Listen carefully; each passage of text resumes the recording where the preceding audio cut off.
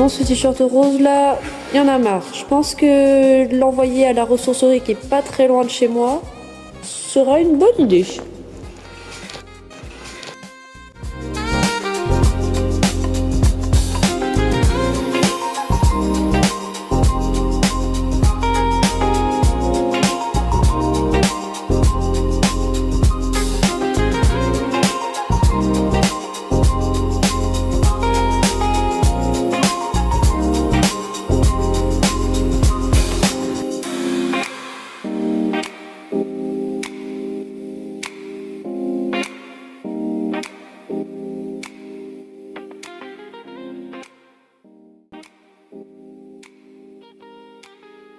Bonjour. J'ai des vêtements à vous donner. Je les utilise plus, alors je me dis que ça doit faire une banane. Voilà. Merci. Si jamais vous voulez nous suivre sur les réseaux sociaux, n'hésitez pas à me laisser notre carte. Super. Merci beaucoup. Merci. Bonne journée. Qu'est-ce que tu en penses de celui-là? Bah non, il a été customisé, il ne faudra pas le garder. D'accord. On va le mettre à donner alors. Ouais, dans les dons. Ok.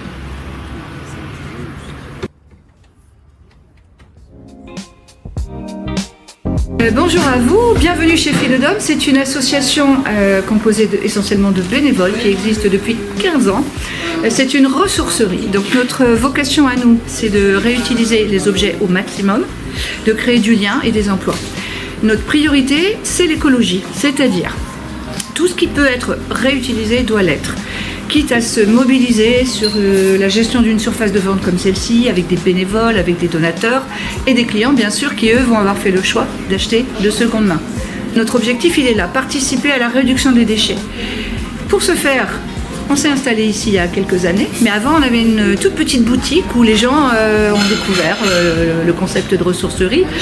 On a une particularité, en plus d'être dans une démarche zéro déchet, c'est de ne pas avoir de subvention. Donc on est obligé de valoriser, pour nous, dans notre esprit, il faut valoriser au mieux, c'est-à-dire que ça va être trié précisément, nettoyé. La valorisation c'est ça aussi, nettoyer et mis en scène, comme vous avez pu le découvrir dans le magasin. Les dons sont ce qu'on appelle en apport volontaire ou à domicile. C'est-à-dire que ça nous arrive d'aller vider des appartements ou des maisons.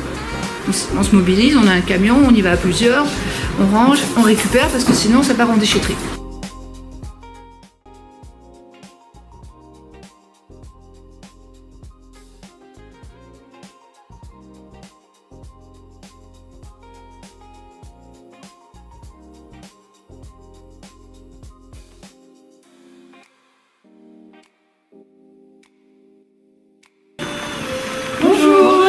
Comment ça va? Mais ça va et vous? Mais ça va. J'ai plein de tissus pour vous. Ah, génial.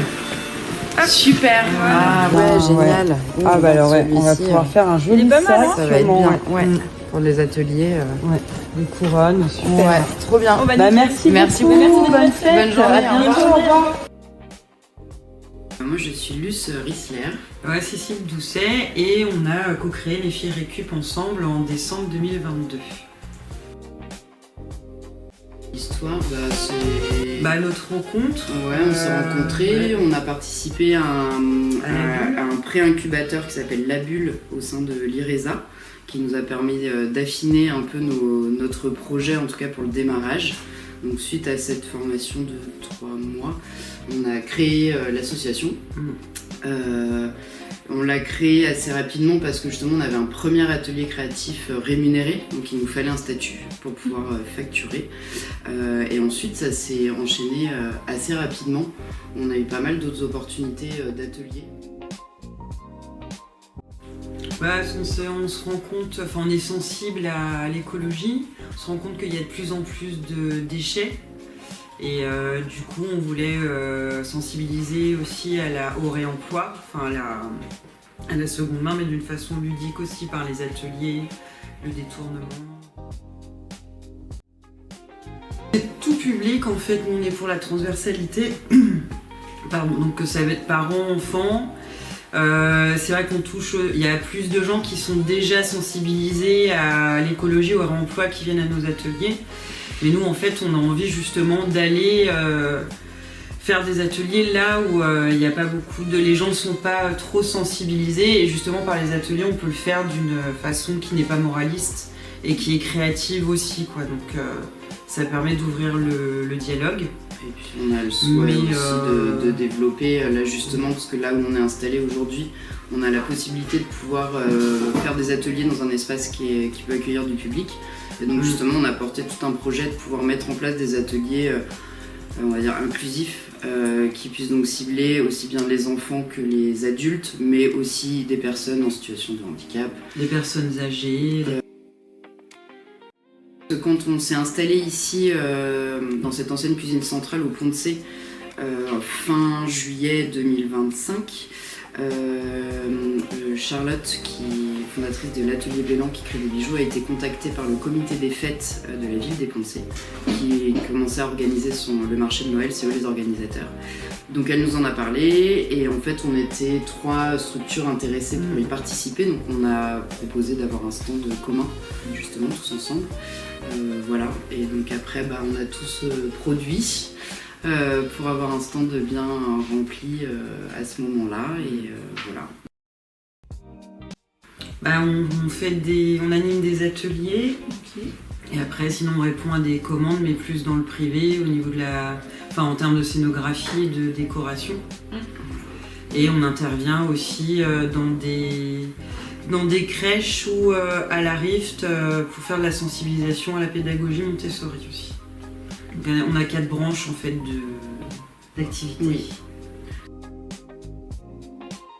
Même pour les ateliers, en fait, en général, nous, on a un semblant de catalogue un peu avec des ateliers qu'on propose de manière régulière, mais finalement, on répond toujours un peu au cas par cas, parce que ça va beaucoup dépendre de l'événement. Est-ce que c'est en intérieur, est-ce que c'est en extérieur, combien de personnes attendues, si c'est plus des enfants, plus des adultes, et s'il y a un thème sur l'événement.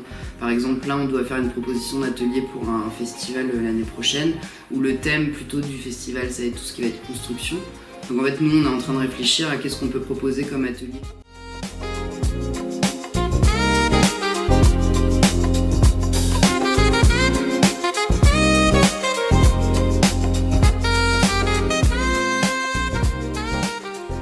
L'atelier est gratuit et accessible au grand public.